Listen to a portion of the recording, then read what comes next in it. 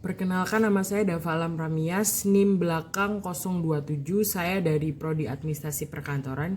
Di sini saya membuat video ini dengan maksud tugas UAS Kepemimpinan Praktikum. Terima kasih. Pemimpin yang saya kagumi, beliau adalah Presiden ketiga Indonesia, Baharudin Yusuf Habibie.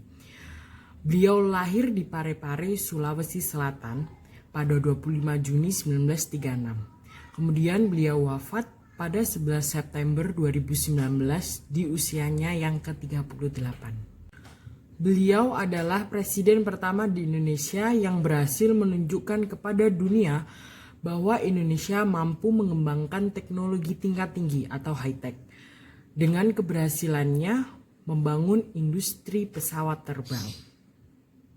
Karya Habibie yang paling ikonik tentu saja adalah pesawat N250 yang kemudian dinamai dengan pesawat Gatot Kaca.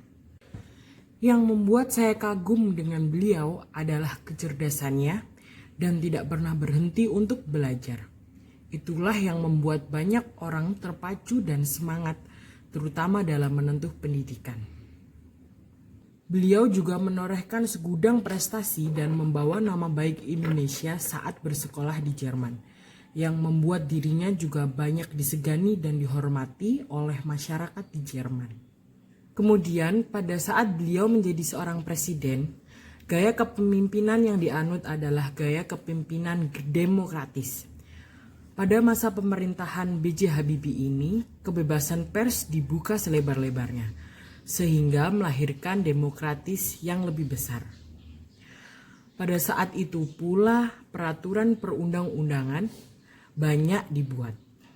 Pertumbuhan ekonomi cukup tinggi dibandingkan tahun-tahun sebelumnya. Habibie sangat terbuka dalam berbicara, sangat detail, dan beliau juga suka uji coba. Contoh yang bisa ditiru yaitu keteguhannya dalam belajar. Sifat beliau ini pantas diteladani karena beliau rela bersusah-susah belajar selama di Jerman asalkan mendapatkan pengetahuan. Kemudian cinta pada tanah air. Sikap beliau ini pantas diteladani karena meski dengan posisi yang nyaman, beliau rela kembali ke Indonesia dan mengembangkan pendidikan dan teknologi di negeri ini.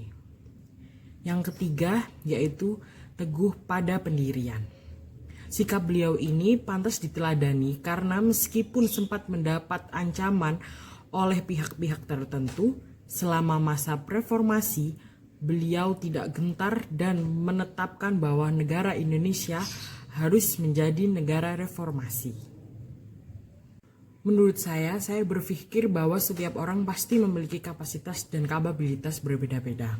Namun saya menganggap bahwa saya memiliki kapasitas menjadi seorang pemimpin dengan saya memiliki pemikiran yang dapat saya contoh dari beliau, yaitu saya mempunyai pemikiran berupa teguh pada pendirian, yang membuat saya tidak mudah dipengaruhi oleh orang lain.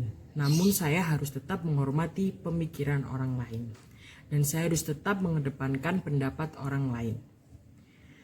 Kata motivasi Habibie yaitu, dimanapun engkau berada selalulah menjadi yang terbaik dan berikan yang terbaik dari yang bisa kita berikan.